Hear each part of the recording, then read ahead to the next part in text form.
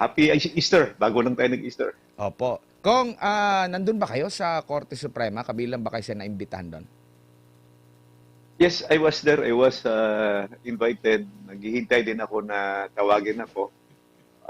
Although sa naririnig natin kanina, maganda na yung takbo eh. Sabi ko, okay na to. Kahit hindi na ako tawagin, happy na ako.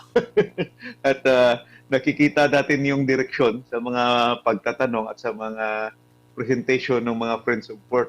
Nakikita natin na parang sang-ayon sila sa ating mga views and opinions noong araw. So I was there to help one group of petitioners. So happy ako na yung tinake up kanina, yung unprogrammed possibility of declaring unconstitutional the unprogrammed appropriations at saka possibility of declaring unconstitutional yung automatic appropriations, particularly yung special accounts in the general funds at saka use of income in the general fund kung saan kanilang pinag-i-increase yung mga dapat ay automatic appropriations na hindi yun dapat gagalawin na. Ginalaw pa rin ng Bicameral Conference Committee, nag-increase sila. So ang ibig sabihin nun, naglampas sila sa proposed National Expenditure Program which is under the Constitution, dapat hanggang doon ka lang sa level na nai-submitar ng Presidente. Opo, kumbaga doon po sa kasi ang binigyan pa ng ang mga maraming nagsalita doon ay yung mga abogado ng petitioner tapos yung mga bisita po no. Hindi lang po kayo na natawag, meron po yung dating budget secretary, dalawang dating budget secretary, di po ba? Tapos isang ekonomista. Ano yung nakikita niyo pong commonality doon sa kanilang pag-question dito po sa mga national budget po natin? Yung yung very common, yung una-una si former NEDA Secretary Solita Munsod, former DBM Secretary Bendiokno, as well as former Secretary Abad at saka former Senator Frank Drilon. Yung pinakauna na gina-point nila is the budget is really based on the Philippine Development Plan. Yung yung lahat na sinusulat doon sa budget, yun yung nakasaad sa plano. So, yung ginagawa ng Kongreso na binabago yung budget, ang pinaka-gist doon, halos pare-pareho sila ng komentaryo, yung nilipat yung program appropriations o priority appropriation. Ang ibig sabihin nun, yung priority appropriations o program appropriations, yun yung pumasa na sa NEDA, pumasa na sa RDC, pumasa na sa DBCC, Development Budget Coordinating Committee, kaya siya nasama sa National Expenditure Program. Inilipat nung Congress, particularly sa BICAM, kasi hindi naman ginalaw sa House, hindi ginalaw sa Senate, doon na ginalaw nila sa Bicameral Conference. Yung sa Bicameral Conference Committee, yung na-mention mo kanina, ang laki-laki ng mga unprogrammed funds, no? Including the increases. So malaki yung increases, nilipat yung program appropriations doon sa unprogrammed. Tapos yung naiwan na fiscal space, ang ibig sabihin yung na-vacuum o na-bakante na amount dahil nilipat nila yung program sa unprogram, ginawa nilang pinasok yung mga priority pet projects. Yun yung ibig sabihin ni former NEDA Secretary Solita Munsod at saka I think, I'm not sure kung si Sec Butchabad ba yun o si Sec Jokto na nagsabi na ang ginawa, this is the new form of pork barrel kasi pinalitan nila yung program appropriation ng mga pet projects nila na kagustuhan ng mga senador at congressman na wala naman doon siya sa Philippine Development Plan. Wala na sa plano. Hindi na dumaan sa NEDA. Hindi na ito dumaan sa Development Budget or Budget Coordinating Committee. Sinisingit lang. At saka napansin doon, ang pinakamalaking singit sa program yung 2024, saka yung 2025. At saka na-mention mo kanina, lumaki yung budget ng DPWH. Actually, hindi ko pa nasabi ito, but if I will be given a chance to talk, hindi lang sa DPWH yung lumaki. Meron din silang singit doon sa DSWD, yung mga ayuda, AX Tupad. Meron din silang singit doon sa DOH, yung sa Department of Health, yung MAIT, yung Medical Assistance for Indigents Yun yung mga malaking insertions na lumalabas na parang pork barrel. So, Opo. Opo.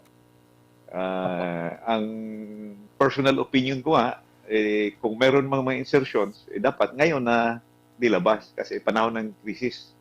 Huwag naman doon sa panahon ng eleksyon, ng 2025, bumabaha yung ayuda at saka AIX, yung tupad for election purpose. Tapos ngayon na dapat kailangan dahil krisis, ngayon dapat mag-release ng maraming amount. Opo. Naging malinaw po ba, Congressman, kung saan pumasok itong mga insertions, yung mga nasa unprogrammed na side, doon pa ba sa paghimay ng ehekutibo? O dito na sa panig po ng legislative, lalo na sa BICAM? Kanina, lumalabas na sa BICAM talaga. Sa Bicameral Conference Committee, doon ginalaw yung program appropriations na inilipat sa unprogrammed. At saka na-mention nga nung ng mga amigos kanina na yung pinaka-importante dapat, yung pinaka-senior in terms of budgeting, yung pinaka-importante is the foreign assisted projects. Kasi yung foreign assisted projects, meron yung master plan, katakot-takot na evaluation yon. Meron pang evaluation din yung mga foreign lending agencies na dapat yun ang pinaka-priority. Saka yun yung tinatawag na big ticket projects. Yun yung mga malalaking proyekto kung saan makakatulong talaga sa ating ekonomiya. Yun yung mga nilipat nila doon. 2023, 24, 25. Doon nilipat nila yung mga foreign assisted projects sa unprogram. At yun yung pinalitan nila ng chap-chap na projects, maliliit na proyekto para sa kanilang I would say pet project or pork barrel. At the same time, yung pinakamarami doon na medyo iskandalos yung flood control projects. Yun yung maraming pumasok doon na replacement na ginawa nila sa program appropriations. Nabanggit mo yung mga key projects na yan, yung mga malalaking mga proyekto na karamihan din ay mga foreign assisted. Yun ang dumaan sa sinasabi nyo pong katakot-takot na proseso bago ito siya naaprubahan at dapat na maituloy. Kung ikukumpara natin doon sa ipinalit po na nabanggit nyo po na karamihan ay mga flood control, dumaan din ba sila sa katakot-takot na proseso? Yun ang problema kasi yung mga pinalit nila hindi dumaan sa proseso. As compared doon sa foreign assisted projects, yun yung malalaking projects. Example, yung Pasig Marikina River Channel, yung Metro Manila Flood Control Project. Malalaki yun Billion-billion yun. 11 billion, 17 billion. Malaki yung project. Pinalitan nila ng maliliit na chop-chop. So, in layman's term, tinanggal yung superhighway, yung pinalit yung maliliit na kalsada. Superhighway para sa flood control. So, saan dadalo yung maliliit mo na proyekto? Dapat yung maliliit mo pupunta sa isang main channel ng main flood control para yung tubig mo lalabas. So, tanong ko ngayon sa dilapitan ko noon, si former Secretary Bunuan, sabi ko, hindi kaya ito ang dahilan sa pagbaha sa Metro Manila. Sabi, it attributed to the flooding in Metro Manila dahil nga gichap-chap yung malalaking project, pinalitan ng maliliit. Ang tanong kung nasa plano ba 'yon? Kung nasa plano ba yung mga pinalit nila? So any alteration or any amendment na ginawa ng Kongreso, particularly sa BICAM, nawala sa plano, nawala sa Philippine Development Plan, is a major deviation sa Philippine Development Plan. Kasi yung ating budget dapat, ang target noon, sundin yung Philippine Development Plan para ma-meet natin yung GDP growth, ma-meet natin yung poverty rates reduction, ma-meet natin yung inflation rate na makontrol. Madami tayong tinatawag na macroeconomic plans, macroeconomic assumptions or objectives na alam natin hindi na-meet dahil hindi sinunod sa loob ng 3 taon yung project. So, Opo. if you will ask me, meron ba tayong malalaking projects in the past 2 years? Wala. Because gichap-chap lahat yung malalaking projects. Walang ipagyayabang yung gobyerno na flagship or big ticket projects dahil ito ay nilipat sa program at i-chop-chop, pinalatan ng mga program projects na let's say pet projects ng mga kongresista at senador. Opo. Ito po ba ay kabilang doon sa nakikitang paglabag na dapat kung ano po yung inendorso na proyekto or programa o budget o mga plano ng executive, doon kayo mag-stick. Hindi pwede kayong gumawa ng sarili ninyong project at hindi rin pwedeng taasan yung budget na hinihiling ng executive. O hiwalay pa ito po na nakikita nyo pong paglabag po, Congressman. Yung pagtaas tapos yung pagpapalit ng hindi naman ito nabanggit sa executive. Bakit nyo pinalitan? Tapos meron pang issue na mas mataas pa yung budget na hinihingi kumpara doon sa hiniling ng executive. Yes, basically dalawa yung puntos mo na yes, na take up din yun doon. Yung pagpalit ng mga proyekto at saka second, yung paglumampas ka sa budget ceiling na disubmit ng executive department.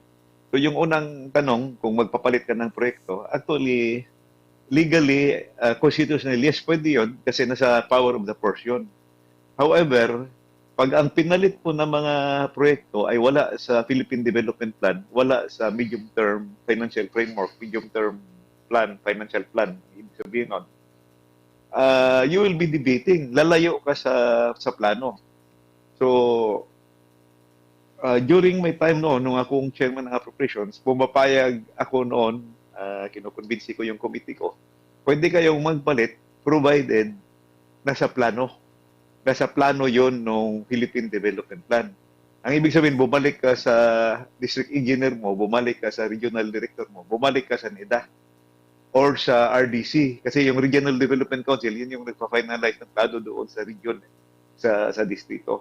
So kung wala sa plano, wag mong ilagay kasi kung wala sa master plan, baka makabara lang yon sa yung flood control plan. Kung wala sa plano, baka yung kalsada mo maka-traffic lang. So dapat dadaan sa city planning or provincial planning yung kalsada na i-insert mo, ilagay mo. So technically, yes, pwede kang magpalit pero dapat kasama sa plano. Pero kung ang ipalit doon na proyekto wala sa plano, ay that is a major deviation. Lalayo ka at most likely ang effect doon, hindi mo tatamaan yung targets mo, growth rate, at saka lalaki ng lalaki yung budget deficit. Yung second issue, kung ang mga pinalit na proyekto is lalampas doon sa original proposal or original ceiling, bawal yun. Nasa Philippine Constitution yun that the Congress cannot increase. Ang word on is may not increase. Congress may not increase the proposal of the President or the Executive Department. So, yun yung ibig sabihin doon, yung computation sa unprogrammed fund, yun yung pinagdidibitehan kanina. Kasi the Soldian is claiming na hindi kasama sa computation yung automatic appropriations at saka yung unprogrammed funds. Ang contention naman ng mga petitioners kasama sa computation. The late Ed Salagman is saying that, which I personally agree, the Constitution did not distinguish between program or unprogrammed funds. Ang sinabi lang, total funds, hindi ka dapat lalampas. So, I hope that the Supreme Court will rule in favor of the petitioners na yung pag-increase mo ng unprogrammed funds, dapat counted yun and it should be included as an increase or I would say exceeding, no? Naglampas na yung approved budget na ginawa ng Kongreso dahil doon sa increase ng dahil sa inakyat nila yung budget more than what was proposed.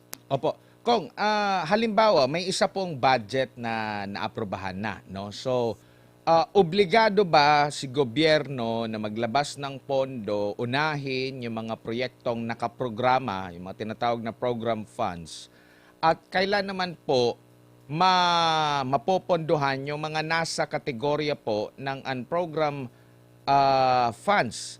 Lagi naman po tayong deficit. Mas malaki po yung ating gastos kumpara doon sa nakokolekta o kinikita ng gobyerno. Ang standard po ba niyan? Unahin muna natin itong nakaprograma kasi ito yung talagang dumaan sa mga pagsusuri, naaprubahan, ni-request bago yung unprogram. Ano po ba yung tamang patakaran po diyan? Technically, dapat mauna talaga yung program funds, no? Kasi budget as release document na nga. Kaya lang, nung pinalitan nila ng mga panibagong mga proyekto, so I think meron yung mga conditions bago ma-release eh. Second, yung totoo, yung sabi mo na ever since, budget deficit naman talaga tayo. It was only during the time of the late President Fidel Ramos na nakamit tayo ng targets at naglampas ng kunti. And 1 or year or 2 years lang yun. Almost all through the years, budget deficit ang Pilipinas. So supposedly, ma-release lang yung unprogrammed funds pag meron kang new sources of fund or nag-exceed yung budget mo or sa foreign assisted projects, meron kang foreign loans. So, yun yung isa sa mga questions kanina that I hope the Supreme Court will also rule na dapat yung unahin pag-release yung program funds pero dapat nakafollow ka talaga doon kung ano yung budget proposal in accordance with the Philippine Development Plan. Opo. At saka yung pag-release sa program funds, I think kasama yun sa hinihingi ng mga petitioners na maklaro din yung policy doon ng Supreme Court. Opo. Dito po sa mga napag-uusapan natin ng mga malalaking proyekto, mga big ticket projects, sapat na po ba ang sinasabi ng konstitusyon? Sapat na po ba yung mga available na mga batas, kung meron man, na dapat unahin mo talaga yun, gawin mong priority talaga yun? Kasi lagi natin pong naririnig yan, huwag kayong mag-alala itong proyekto na ito, kahit mag-iba man ang administrasyon, mapopondohan at mapopondohan pa rin ito, magpapatuloy pa rin ito, wala silang magagawa kundi pondohan ito, Kong. Well, I think yung priority, flagship, priority program projects, klaro yun sa konstitusyon na yun yung unahin. In fact, meron na rin tayong mga batas na nagsasabi, unahin din pagbayad yung mga loans natin. So, kasi yung mga malalaking loans, yun yung mga big ticket projects, yun yung may economic impact talaga kasi pinag-aralan talaga yan. Nasa development plan yan. So, dapat yun talaga ang unahin. At sana marule yun na mali yung ginawa ng Kongreso na inilipat yung mga big ticket projects, yung especially yung mga foreign assisted projects, nilipat doon sa unprogrammed appropriations. At saka yung pinakamali doon, yung pinalitan nila ng mga panibagong projects na wala sa plano. Yun yung sinasabi ni former Secretary Neda Solita Monson na there is a new form of pork barrel, which yung sinasabi niya na pinapalit doon sa program appropriations na in-export nila o nilipat doon sa program. Opo. Bago lang si partner ko rito, si Almar, no? Kanina, meron pong hiniling si Senior Associate Justice Leonen na mag-submit, no, for the next na oral argument. Ang parang next week ata hinihiling, basta sinabi ni Senior Associate Justice Leonen na isubmit ninyo lahat ang SARO, hindi lang yung community, lahat talaga ng mga para sa mga pag-release ng budget. Gaano po kahalaga ito, sir, at makakatulong po ba ito na malaman talaga na kung ano man ang maaring mga paglabag na nagawa po, Congressman? Agree ako doon na ginawa ng Supreme Court na pinasubmit sa kanila yung individual releases, yung individual SARO. Unang-una, kung na-meet ba yung trigger. Ang ibig sabihin, kung na-meet ba yung pag-release ng unprogrammed appropriation, kung ma-release lang siya, kung number one, kung merong excess funds, number two, kung may new sources of funds, kung number three, kung merong new foreign loans to cover the releases, no? So, yun. Pangalawa, malalaman natin kung saang distrito o saang probinsya o saang region pumunta yung na-release na pondo. So, malalaman din doon kung sinong nag-request ng SARO. Kasi meron yung request ng department. So, it can reveal a lot of things. And I hope sa paglabas na yan, may pakita na yung detalye. Yun yung mga hinahanap namin noon pa na hindi pa nabigay sa amin doon sa mga request namin noon during budget hearings. Ito pala yung maganda noon pa na ipasubpi na pala congressman kaysa doon sa mga pinasusubpi na pala ngayon. Pero ang ano ko po is meron po ba sa batas na dapat maging available ito kahit sino man? Itong mga SARO na ito kasi hindi po ba ito may tuturing na public documents, dapat hindi pahirapan yung pag-access nito para bilang parte po ng transparency? Well, in a democracy, dapat transparent and accountable lahat, no? Ang tatataka ako kung bakit pahirapan itong 2026 budget. Humihingi ako yan, yung hiningi ko, yung amount of releases ng unprogrammed funds. Ang tagal bago dumating, natapos na lang yung budget hearing bago pa lumabas. Saka yung nabigay sa akin, yung mga summary lang. Wala akong nakuhang detalye na katulad ng hinihingi ngayon ng Supreme Court. And I think they are obliged to provide that to the Supreme Court kasi makukontempt sila pag hindi nila ibigay yun sa Supreme Court. Yes, Kong, magandang gabi. Si Almar po ito. Nabanggit niyo po kanina na kayo po ay happy sa naging takbo ng oral arguments dito nga po sa unprogrammed funds. Sa tingin po niyo, Kong, matatanggalan ng maskara na ngayon yung mga tunay na mastermind sa nangyayaring korupsyon ngayon dito sa ating bansa, Kong? Well, I cannot yet say na direksyon na yan. No? Importante lang muna yung ma-declare yan na unconstitutional. Then yun yung second step.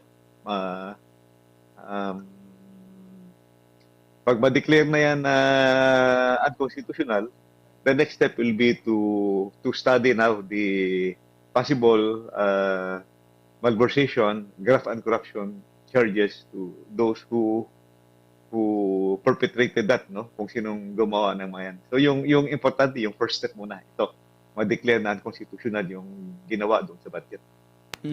Kung yung mga pondo na nilipat para sa mga sinasabing malalaking proyekto umano, tumutugma po ba yung amount or yung visible po ba yung mga proyekto na yun, Kong, ngayon? Yes, may listing naman nakalagay yung amount, no? Nakasulat naman doon sa itemized GAA. Ang problema lang, ang number one question is kung kasama ba ito sa original development plan.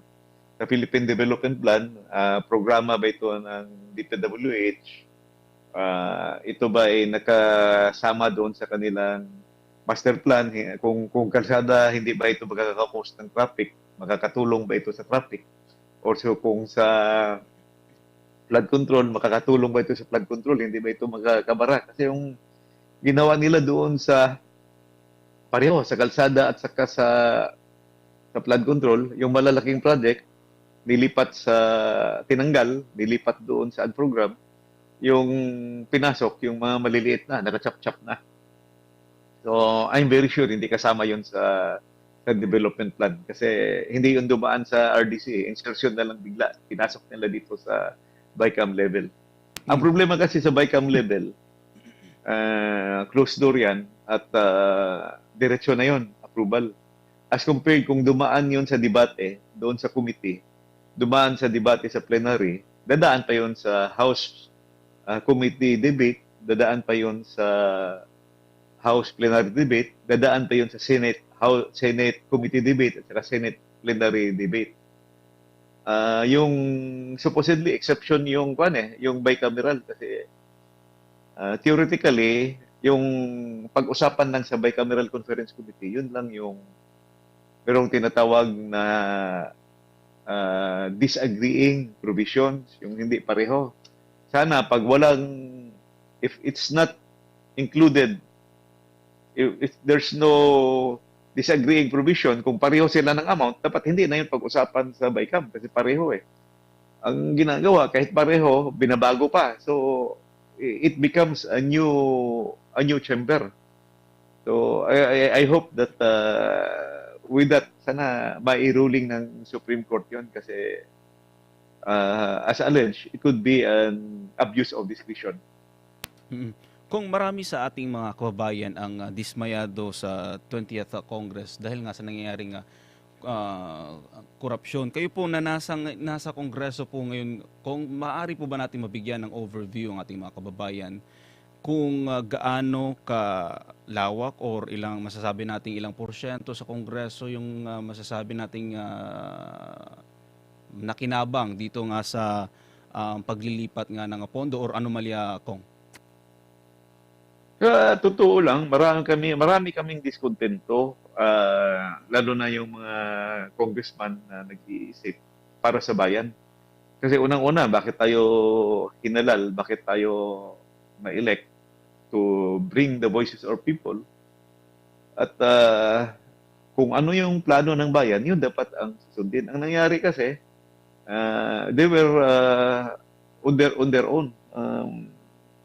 Puro kanya-kanyang sarili. In fact, very highly political itong nangyayari ngayon. Yung mga hindi kasama sa administrasyon, hindi sumusuporta sa majority.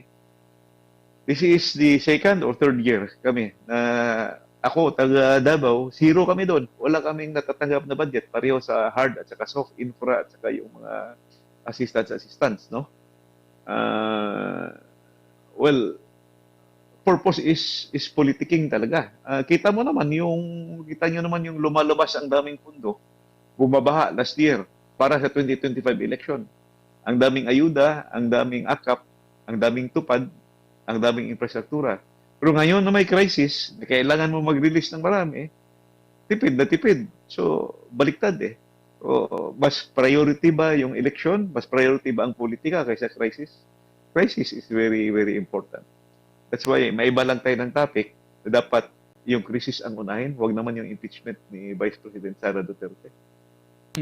Kung nabanggit mo yung ayuda, may pera pa ba yung ating bansa considering na yun nga last year umuulan ng ayuda, ngayon na may crisis walang binibigay, Kong? Kung meron man, kakarampot lang. I would presume kasi meron nakasulat sa budget eh. Merong budget ang DSWD for ayuda, for AX. May budget naman tayo sa infrastruktura, may budget tayo for medical expenditures. Ang tanong lang dyan kung is the collections enough? Is the revenues enough? Kasi bababa nga yung bagsak yung ekonomiya. Even before the Iran war crisis, bagsak na yung ekonomiya natin. 4% na lang yung growth doon sa 2025 because of the flood control issue, graft and corruption issue. Lumalabas yung report na zero business confidence na ang Pilipinas at saka pabagsak na yung ating foreign investments, no? So pagpatakbo kasi ng ekonomiya, yung consumption or consumer spending, yung ating government spending, saka yung importante, yung investments. Kulang tayo ng investments dito, so yung the best sana, yung foreign investments. But with the scenario, sa gulo ng buong mundo, you cannot expect foreign investments to come. Saka dahil mababa yung income ng gobyerno, mababa yung expenditure ngayon, and yung ating consumer spending, yung pinakamalaking nagbibigay ng tulong sa atin, yung ating mga OFW, yung mga remittances, so it's also affected. So, yun ang tanong. Kung dapat mangutang siguro ang gobyerno in order to release these funds because these are crisis time. Kailangan mong paikutin ang ekonomiya, kailangan mo mabigyan ng ayuda yung mga nangangailangan. Kung may mga nagsasabi na itong nangyayaring korupsyon ngayon dito sa ating bansa, ito yung pinakamalaki sa kasaysayan, yung mga sad to say, yung mga inihalal ng ating taong bayan ay yun yung nasasangkot ngayon sa korupsyon kasi nga walang takot, ano. Pagdating dito sa usapin ng death penalty, kung para dito sa mga korap, kayo po ba ay pabor po dito? Well, pabor na pabor ako lahat ng kung ano ang pinaka mabigat na parusa para sa mga corrupt officials. But I think we are a Christian country. Sa constitution natin, bawal yan. But kung pwede lang, firing squad na yung mga corrupt kasi nakikita natin yung mga lugar kung saan very strict yung laws on corruption, yung penalty like Vietnam, Hong Kong, Singapore, China, na kanila death penalty, wala talagang corruption, natatakot yung mga tao. Dito sa atin, halatang-halata na yung involved na yung mga top officials. Hanggang ngayon, wala pang nakukulong na big fish. The promise last year was before Christmas. May makukulong na, wala pa rin hanggang ngayon. Natatapos na lang yung ICI, wala pang nakulong. At saka hinihintay naman yung report ng ICI, wala pang binigay sa Congress. So nagbigay na daw doon sa Malacanang, pero doon sa Congress hindi kami nabigyan ng kopya. Congressman, si Admar po ito ulit. Doon po sa issue naman po ng blanco, kabilang ba yun sa matatalakay? Yung blanco na, no? Yung kabilang po ninyo sa inyo pong kina-question din sa Korte Suprema? Yun yung hinihintay namin. We hear that interested yung mga justices doon. Kaya lang hanggang ngayon, naghihintay kami na magpatawag ng oral arguments. And if you remember, yun yung pinakaunang lumabas Kasi January pa lang namin nilabas yun ni former President Duterte. President Duterte, ako, si Attorney Vic Rodriguez, si Attorney Delgra. Kami yung unang naglabas noon doon sa Davao. Yung episode sa Basta Nabawin nyo, kung saan gi-expose namin yun. Kita ko kasi yung BICAM report na maraming blanco, 28 blank items, kung bakit pinirmahan yun. Ang hirap i-explain yun yung blank items, saka kung bakit nila pinirmahan yun. At kung paano nagkaroon ng figures doon sa enrolled bill at saka sa GAA, yung committee report, blanco naman. So, I hope that the Supreme Court will act on it. Ito yung nagkaroon ng hearing kanina, iba yun, ibang kaso. Yun yung sa program appropriations at saka yung sa automatic appropriations. Yun yung napag-usapan kanina. Yung blank items, wala pa. Hindi pa napag-usapan. So, I hope and I pray na pagbigyan na ng pansin ng Supreme Court yung aming kaso na yun. Opo, so hindi siya pwedeng isingit din sa usapin po, Congressman, kahit na ang pinag-uusapan ay yung budget o talagang stick lang talaga dun sa topic na kini-question patungkol sa mga insertions o yung mga unprogram, yung halaga po na lagpas na dun sa hinihiling ng executive, dun lang talaga ito nakasentro? Doon pa nakasentro ito. Focus muna tayo doon sa kung ano yung topic ng consolidated, tinatawag nila yung consolidated cases. Yung particularly yung 4 na case, iba-ibang mga nag-petition, but this is focus on yung unprogrammed appropriations at yung automatic appropriations, particularly yung SAGF at UIAGF. So hindi pa kasama, so hindi natin pwede isingit yung ibang topic doon. So purely automatic appropriations at unprogrammed appropriations pa yung pinag-uusapan niya. Opo. Sir, curious lang po ako dahil 'di ba meron na pong unang inilabas na desisyon ng Korte Suprema patungkol po doon sa budget ng PhilHealth 2024 ba 'yon na national budget ba 'yon yung paglilipat. At meron doon ng mga dissenting opinions, mga opinion ng iba't ibang mga associate justice. Nakikita nyo po ba na doon pa lang sa mga opinion nila, makakakuha ng paborableng desisyon mula sa korte ang mga petitioners ukol nga po dito po sa kini-question ng mga budget mula 2024, 25, 26? Ako, personal opinion ko ito, Admar, sa nakikita ko yung mga concurring opinion at saka yung may mga differing opinion doon about sa mga previous rulings, particularly yung pinaka-recent ruling on PhilHealth, yung fund transfer dineclare unconstitutional. Sa nakikita ko, yung mga hudikatura natin, yung mga justices, hindi nila gusto yung nangyayari na kalukuhan sa budget. Mahalata mo naman talaga eh. Mahalata mo talaga na merong itong mga insertions, the discretion exercised by the power of the force is too much. At hindi na sinusunod kung ano yung batas. Like, naglampas sila sa proposal ng presidente at saka yung binabago yung automatic appropriations na meron ng batas yun eh. Meron ng like yung sa PhilHealth, sa syntax law, meron na yung nakalagay doon na dapat mag-appropriate ka every year. Tinanggal nila, zero nila noong 2025.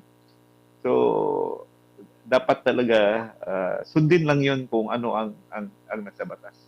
Opo. Well, makikita mo yung trending eh. May questions about the technicality of the budget at saka pumuputok yung issues on corruption. Saka yung for thinking citizen, makikita talaga na may kalukuhan talaga na nangyayari. Opo. Dito po sa inilabas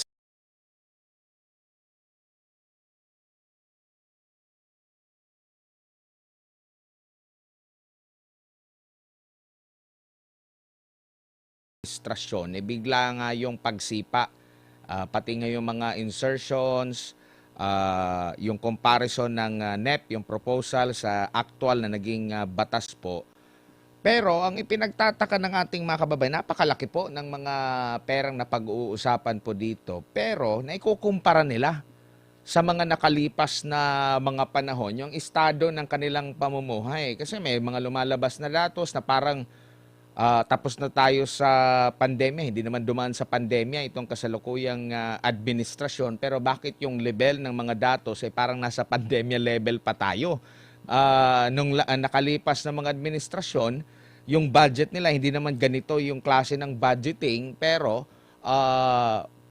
ngayon na mas malaki yung budget, parang mas malubha yung yung sitwasyon. And isa pa is ito pong mga record high na naitatala po sa kasalukuyan, like kagaya po sa utang, nakikita nyo po na malaking kontribusyon para tumaas yung utang natin dahil po dito sa maling pagbabudget. Actually, to make the long story short, yung 2023, 2024, and 2025 budgets nawala talaga sa landas. Hindi sinusunod yung Philippine Development Plan. That's the reason na parang pandemic yung tama. Hindi natin naaabot yung ating mga development goals. Yung ating growth target hindi naabot, yung poverty risk target hindi naabot. Yung budget deficit palaki ng palaki. Bakit lumaki? Kasi meron na tayong target deficit, dinagdagan pa ng unprogrammed. Lumaki yung unprogrammed, lumobo. Hindi kasama yun sa target budget deficits. Pag nag-release ka ng unprogrammed na hindi kasama sa target, lalaki, lulubo talaga yung ating utang. So that explains kung bakit hindi natin nami-meet yung ating growth targets dahil hindi natin sinusunod yung ating development plan. Pinalitan yung mga proyekto na dapat maka-bridge sa atin o makatulay sa atin papunta doon towards our development targets. Opo, siguro bilang panghuli na lamang po, Congressman, ano na lang po yung aasahan pa ng ating mga kababayan or ano na lang po yung paalala, panawagan o mensahe niyo po sa ating mga kababayan sa gitna po ng isyong kinakaharap po ng ating bansa ngayon kasi meron ng krisis, naabutan na tayo ng panibagong krisis po, no?